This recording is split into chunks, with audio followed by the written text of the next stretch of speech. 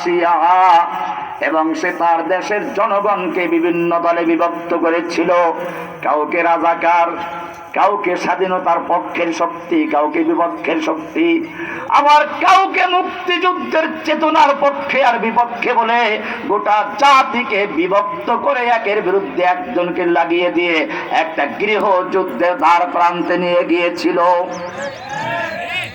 একদিকে শাহবাগের গণজাগরণ মঞ্চের নামে নাস্তিক জাগরণ তৈরি করলো। আল্লাহ বলছেন ফিরআউন তার দেশের জনগণকে বিভিন্ন দলে দলে বিভক্ত করেছিল। তাদের মধ্যে একদল লোককে সে দুর্বল করে রাখতো, আর এক দলকে ক্ষমতা দিয়ে দিত। একদলকে দুর্বল করে রাখতো, এরা রাজাকার, এরা মৌলবাদী। ইসলাম পন্থীদেরকে দুর্বল করে রাখলো, আর যত নাস্তিক মোরতাদ বামপন্থী রামপন্থী তাদেরকে শক্তিশালী করে দিল। ইউযাব্বিহু আবনাআহুম ওয়া ইস্তাহয়ী নিসাআহুম, এটা ফিরআউনের চরিত্র। সে তাদের পুত্র সন্তানদেরকে মেরে ফেলতো, মেয়েদেরকে জীবিত রাখতো।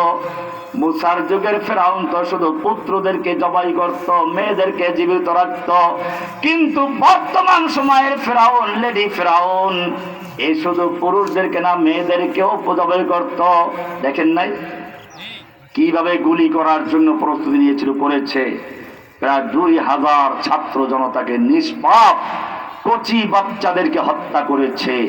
এখনো পর্যন্ত অনেক ছাত্র সেই সামরিক হাসপাতালে সহ বিভিন্ন জায়গায় বুকে তুলে নিয়ে চোখ নষ্ট হয়ে গেছে, কারো হাত নষ্ট হয়ে গেছে, কারো পা নষ্ট হয়ে গেছে, বেডে বসে বসে কাতরাচ্ছে আর জনগণের কাছে ফরিয়াদ করছে।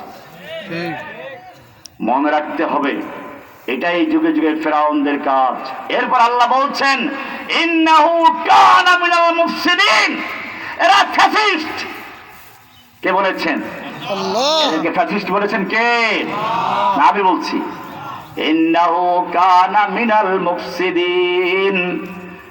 মিনাল মুফসিদিন, যুগে যুগে যারা ফ্যাসিস্ট ছিল, স্বৈরাচারী ছিল, এই লোকটাও তাদেরই একজন। তাদেরই একজন। কে বলেছেন?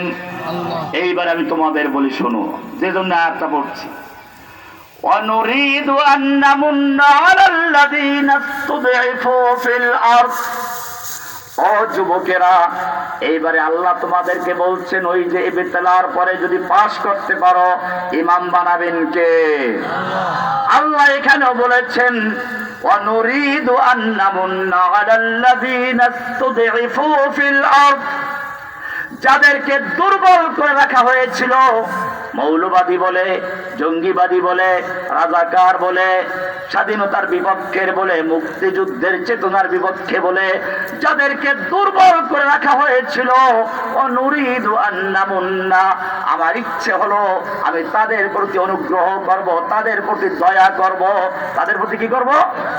বোঝা গেল, যারা নির্যাতিত হয়, যুগে যুগে অত্যাচারিত হয়, আল্লাহ রাব্বুল আলামিন তার একটা সীমানা দেন, জালিমদেরকে ঢিল দেন, ছেড়ে দেন না।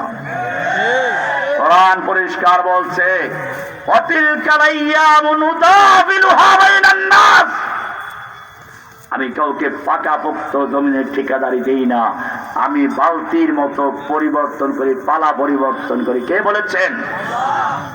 এবারে তোমাদের পালা।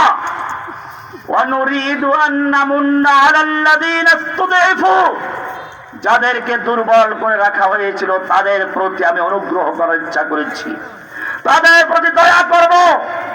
ওয়া নাজআলাহুম আইম্মা, এবং তাদেরকে আমি লিডার বানাবো।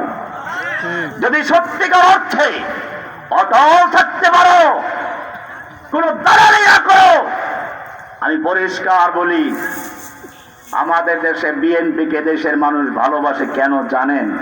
এটা বিএনপি নেতাদের ভালো করে বোঝা উচিত।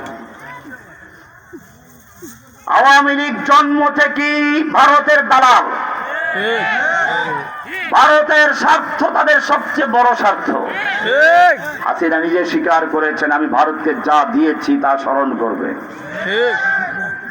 ভারত মনে করে তাদের সবচেয়ে আপন হচ্ছে দেশে কারা? আওয়ামী লীগ। সে কারণে এদেশের জনগণ একদিকে আওয়ামী লীগকে ভালোবাসে কারা? যারা ভারতকে ভালোবাসে, হিন্দুত্ববাদী যাদের অন্তরে আছে, নাম যাই হোক, ঘটনা করা হোক বা না হোক, যারা হিন্দু সংস্কৃতি হিন্দু কালচারকে ভালোবাসে, তারা সব গিয়ে এক হাসিনার দলে গিয়ে যোগ দেয়। বিপরীতে যারা হিন্দু কালচারকে ঘৃণা করে, মূর্তির কালচারকে ঘৃণা করে, যারা আল্লাহকে ভালোবাসে, তারা সব মিলে আর একটা ছাতা তালাশ করে, সেইটাই হচ্ছে বিএনপি। মানুষের জন্য বিএনপি ভালোবাসে। এখন বিএনপিও যদি সেই ভারতের দালালি করা শুরু করে, জেনে রাখবে তাহলে দেশের মানুষ কখনোই বিএনপির সাথে যাবে না। কারণ ভারতের দালালকে যদি ভালোবাসতেই হয়, তার পক্ষে যেতেই হয়, তাহলে আর ছাগলের গুপারে লাভ কি? হাতির যাই পারাই। তোমরা তো ছাগল। আমার বক্তব্য ভিন্নভাবে নিও না। তোমরা যদি সেই ভারতকে খুশি করতে চাও, আমি বিএনপির নেতাদেরকে বলছি, ওয়ালান তারদা আনকাল ইয়াহুদু ওয়ালান নাসারা হাত্তা তাত্তাবিআ মিল্লাতাহুম। তোমরা যতই হিন্দুদেরকে খুশি করতে চাও, হাসিনার চেয়ে বেশি খুশি করতে পারবে না। হাসিনার চেয়ে বেশি খুশি করতে পারবে না। সুতরাং ভারত তোমাদেরকে, হাসিনাকে বাদ দিয়ে তোমাকে নেবে না। পক্ষান্তরে দেশের জনগণ যারা এন্টি ভারত হিসাবে তোমাদেরকে গ্রহণ করেছিল, তারাও তোমাদেরকে লাঠি মেরে তৃতীয় আরেকটা কোনো দলের দিকে যাবে, আরেকটা দল গঠন করবে, যারা তা ভারতের দালালি করবে না, মূর্তি পূজকদের দালালি করবে না, অগ্নি পূজকদের দালালি করবে না, নরেন্দ্র মোদীর দালালি করবে না।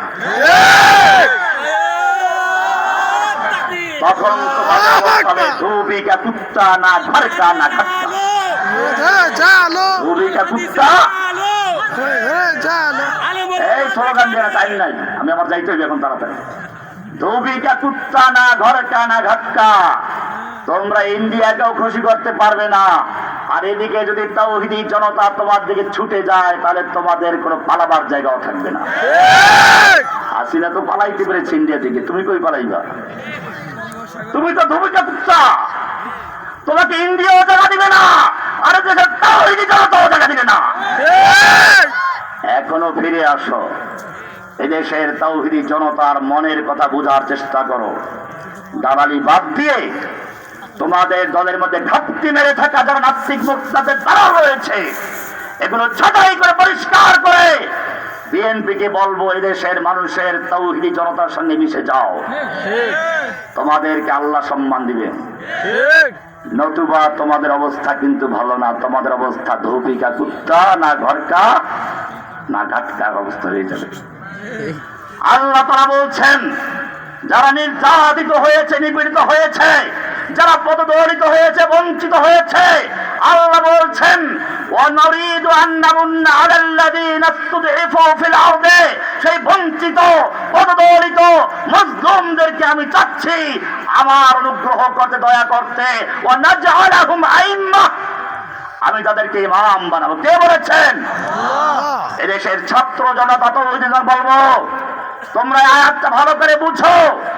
আল্লাহর ওয়াদা রয়েছেন তোমাদেরকে নেতৃত্ব দিবেন, কিন্তু শর্ত হচ্ছে তোমাদেরকে যেভাবে ওই জালেম শাহীর বিরুদ্ধে ঐক্যবদ্ধ ভাবে আন্দোলন করেছিলে, সেই ঐক্য তোমাদেরকে টিকিয়ে রাখতে হবে। ওয়ালা তানাজাউ, পরস্পর বিরোধে লিপ্ত হও না, ঝগড়া করো না, মারামারি করো না। ফাতাফশালু, তাহলে তোমরা হীনমন্য হয়ে যাবে, দুর্বল হয়ে যাবে, শক্তি হারা হয়ে যাবে। ওয়াতাযাহাবা রিহুকুম, তোমাদের দুশমনদের অন্তর থেকে তোমাদের প্রভাব নষ্ট হয়ে যাবে। তোমাদের ঐক্যবদ্ধ শক্তিকে তারা ভয় পায়, সেজন্য মাঝে মধ্যে বলে চট করে এসে যাব, দেখে এখনো ঐক্য টিকে আছে কিনা, নাকি ফাটল ধরাইতে পেরেছি, এটা পরীক্ষা করে। আল্লাহ বলছেন, ওয়ানাজআলাহুম আইম্মাতান, সেই নির্যাতিত নিপীড়িত লোকগুলোকে ইমাম বানাতে চাই, নেতা বানাতে চাই। ওয়ানাজআলাহুমুল ওয়ারিসিন, আমি তাদেরকে উত্তরাধিকারী বানাতে চাই। কে বলেছেন? আল্লাহ। জমিনের উত্তরাধিকারী তোমরা, আল্লাহর প্রতিনিধি হবে তোমরা। ওয়ারিস মানে কি? তার প্রতিনিধি আল্লাহ, আল্লাহর প্রতিনিধি আল্লাহ তোমাদেরকে বানাবেন। এরপরে বলছেন, অনুমাক্কিনা লাহুম ফিল আরদি, এবং তাদেরকে জমিনের তামকিন দিব, শাসন ক্ষমতা দান করব। কে বলেছেন? আল্লাহ। অনুমাক্কিনা লাহুম ফিল আরদ, শুধু এ পর্যন্তই না, এরপরে যেটা আরো মজার খবর, অনুরিয়া ফিরাউনা ওয়া হামানা ওয়া জুনুদাহুমা মিনহুম মা কানু ইয়াহজারুন।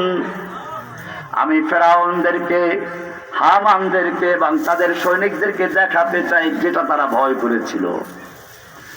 তারা যেটা ভয় করেছিল শোনেন নাই? তাদের কি বলেছিল? যে যদি আমাদের ক্ষমতা পালাবো তাহলে কত লক্ষ লোক পড়ে যাবে, এদের ভয় ছিল। আল্লাহ বলেছেন অনুরিয়া ফিরাউনা ওয়া হামানা ওয়া জুনুদাহুমা, আমি দেখিয়ে দিতে চাই ফিরাউনকে, হামানকে এবং তাদের সৈনিকদেরকে মা কানু ইয়াহজারুন, তারা যেটা ভয় করছিল। এখন দেখেন না তাদেরকে হ্যান্ডকাপ লাগাই কোর্টে উঠায়, তাদের বুলেট প্রুফ জ্যাকেট পরায়, আমাদেরকে পরাইছে ওরা, আমাদেরকে পরায় রেখেছিল। কিন্তু আমি বলি, আমাদেরকে ওরা যতই অপমান করার চেষ্টা করেছে, সেই বুলেট প্রুফ জ্যাকেট পরা অবস্থায় পুলিশের ফাঁক ফকর দিয়ে পারলে হাত মিটাইছে, পারলে কিছু হাদিয়া তোফা দিয়েছে, আপনারা দোয়া করেছেন। আর আজকে আমাদের জায়গায় ওদের মাথায় হেলমেট লেগেছে, ওদের বুকে বুলেট প্রুফ জ্যাকেট লেগেছে, ওদেরকেও পুলিশের ফাঁক ফকর দিয়ে লোকেরা খোঁজে। তবে পার্থক্য হচ্ছে আমাদেরকে খুঁজেছে হাদিয়া তোফা দেওয়ার জন্য আর হাত মেলাবার জন্য, ওদেরকে খুঁজে পচা ডিম আর সেরা জুতা দিয়ে পিটিয়ে লাশ করার জন্য। কুলিল্লাহুম্মা মালিকাল মুলক, সূরা আলে ইমরান 26 নম্বর আয়াত আল্লাহ বলছেন কুলিল্লাহুম্মা মালিকাল মুলক, হে আল্লাহ তুমি সমস্ত ক্ষমতার মালিক। সব ক্ষমতার মালিক কে? নাকি জনগণ? যেই সংবিধানে লেখা আছে প্রজাতন্ত্রের সকল ক্ষমতার মালিক জনগণ। ও আমার জাতি, আমি জিজ্ঞেস করতে চাই, সেই সংবিধান বাতিল করে ওই সংবিধান কায়েম করার জন্য তৈরি থাকবে কিনা? তুতিল মুলকা মান তাশাউ, তুমি যাকে ইচ্ছা ক্ষমতা দান করো। ক্ষমতা দেওয়ার মালিক কে? ওয়া তানজিউল মুলকা মিম্মান তাশাউ, তুমি যার থেকে ইচ্ছা ক্ষমতা ছিনিয়ে নাও। ক্ষমতা ছিনিয়ে নেওয়ার মালিক কে?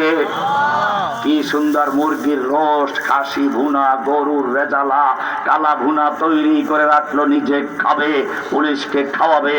এরপরে পুলিশের মাধ্যমে ছাত্র জনতার বুকে গুলি করে ঝাঁঝরা করে দিবে, তবুও ক্ষমতায় টিকে থাকতে হবে।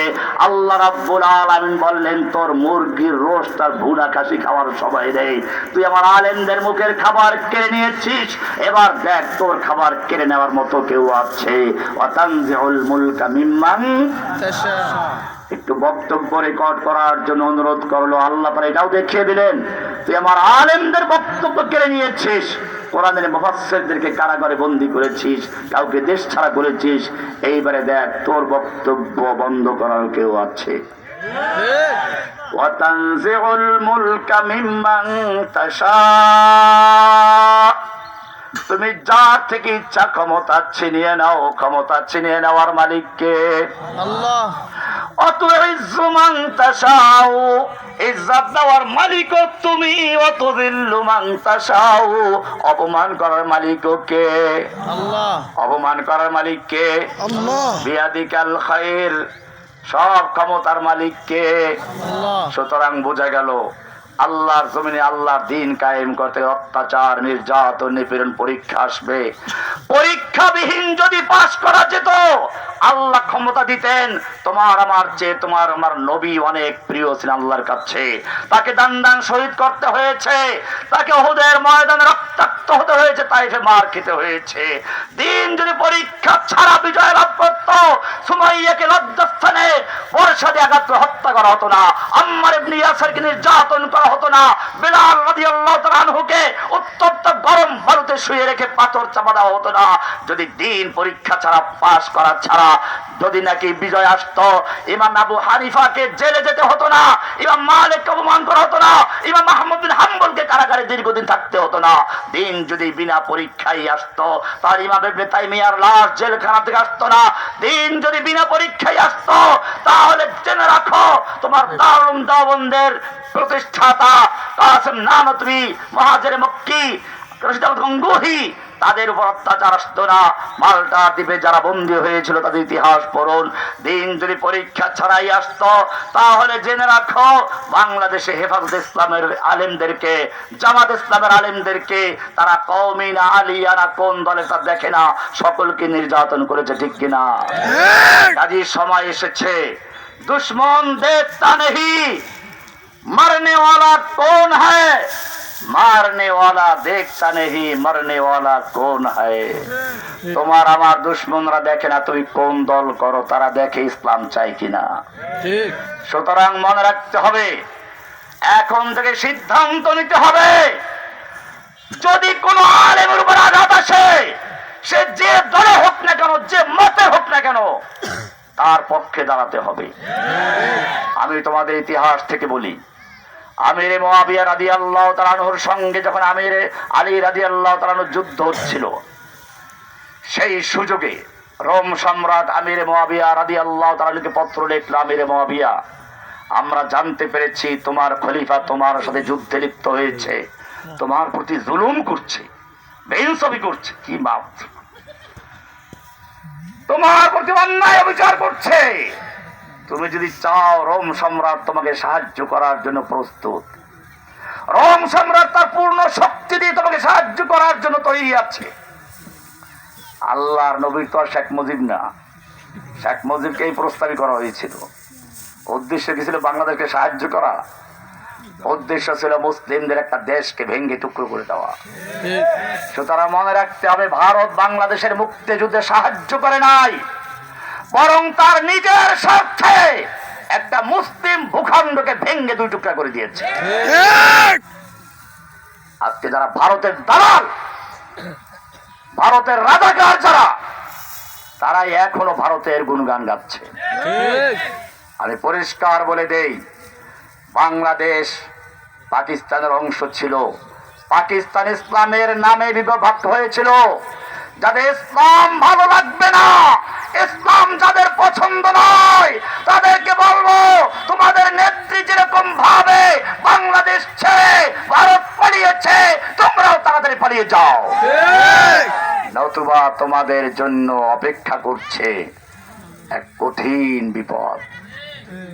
ভাইরা আমার, আমাদের মনে রাখতে হবে, আমিরে মুআবিয়া রাদিয়াল্লাহু তাআলা আনহুকে যখন পত্র লেখা হলো, আমিরে মুআবিয়া উত্তর লিখলেন, ইয়া কালবার রোম, ওহে রোমের কুত্তা, আমার আমিরের সঙ্গে আমার যুদ্ধ হচ্ছে, এই সুযোগ নিয়ে যদি মুসলিম ভূখণ্ডের দিকে একটা কদম বাড়াতে চাস, জেনে রাখবে আলীর পক্ষে যুদ্ধ করে সর্বপ্রথম যে লোকটা জীবন দিবে, সে লোকটা হবে আমিরে মুআবিয়া রাদিয়াল্লাহু তাআলা।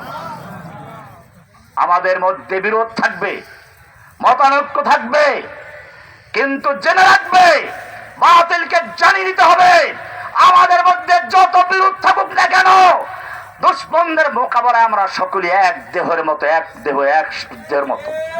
আমাদের কারো উপরে আক্রমণ আসলে আমরা সকলে ঐক্যবদ্ধ হয়ে তার মোকাবেলা করবো ইনশাআল্লাহ। এটাই আমাদের সফলতার মূল চাবিকাঠি। মানফাআত এক है इस कौम की, नुकसान भी एक ही सबका, नबी दीन भी ईमान भी एक, हरामे पाक भी अल्लाह भी कुरान भी एक, क्या बुरी बात थी होते जो मुसलमान भी एक। वसल्लल्लाहु ताला अला नबिय्यिना मुहम्मद व अला आलिहि व सल्लम अजमाइन। अस्सलामु अलैकुम।